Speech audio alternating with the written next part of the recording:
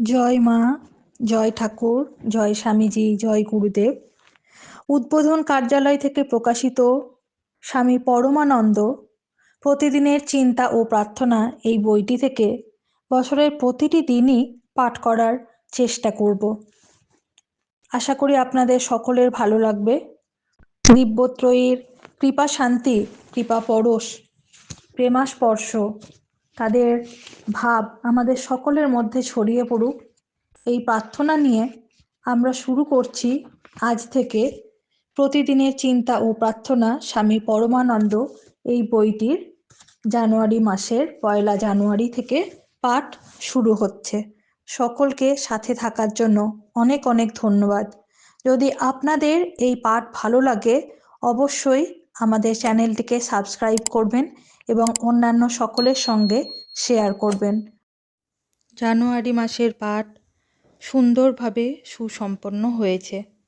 আমরা ফেব্রুয়ারি মাসের দিকে এগোচ্ছি প্রতিদিনের চিন্তা ও প্রার্থনা স্বামী পরমানন্দর।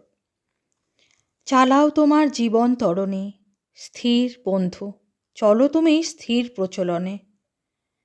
জল বহে উদ্দাম গতিতে, কখনো বা অতি ধীর স্থির। রহ তুমি ধরিয়া তোমার পথ প্রদর্শক, আকাশ ভ্রুকুটি করে আবার হাস্যমুখ।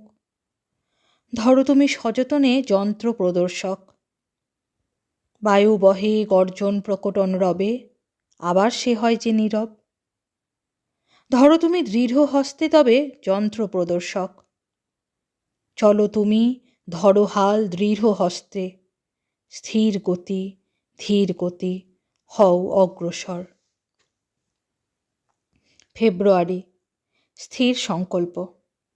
যিনি স্থিতপ্রজ্ঞ ও অবিচলিত, যিনি আনন্দ বেদনায় সুখে দুঃখে স্তুতি নিন্দায় সমভাবাপন্ন, যিনি সম্মান অসম্মান বন্ধু শত্রুকে এক বলিয়া মনে করেন, যিনি স্বার্থপ্রণোদিত সকল কর্ম পরিত্যাগ করিয়াছেন, তিনিই প্রকৃত জয়ী। এবং যিনি গুণাতীত হইয়া অচলা ভক্তির সঙ্গে আমারই সাধনা করিতেছেন, তিনিই সত্যি সেই পরম পুরুষের সঙ্গে যুক্ত হইতে পারিবেন। ভগবদ্গীতা। 26শে ফেব্রুয়ারি দিনের প্রধান চিন্তা। যাহারা ছোট ছোট বিষয়ে সাবধান হইয়া চলে তাহারা কিছুতেই বাধাগ্রস্ত হয় না। মুখস্থ করা যায়। সত্যরূপ অগ্নিশিখা জলে জবে হৃদয়ের মাঝে, দগ্ধ পুত লয় করি মানবের স্বর্ণধার চিত্ত। সে অগ্নিস্ফুলিঙ্গ হয় বহির্মুখী রসনার অগ্রভাগ হতে, স্পন্দিত হয় সে যে আলোকের অপূর্ব পরশে। কর্ণজার রুদ্ধ নহে, সে শুনে সত্যের পুণ্যধ্বনি সুদূর সঙ্গীতের মতো। বাজে কানে ওই সুর জাগাইয়া আত্মারে, এলো যেন সে এক নূতন জগতে। উপদেশ। আমাদের দৃষ্টি যদি সত্য দৃষ্টি হয় এবং আমরা যদি সজাগ হইয়া থাকি, তবে সহজেই আমরা যে কোনো সমস্যার সম্মুখীন হইতে পারি।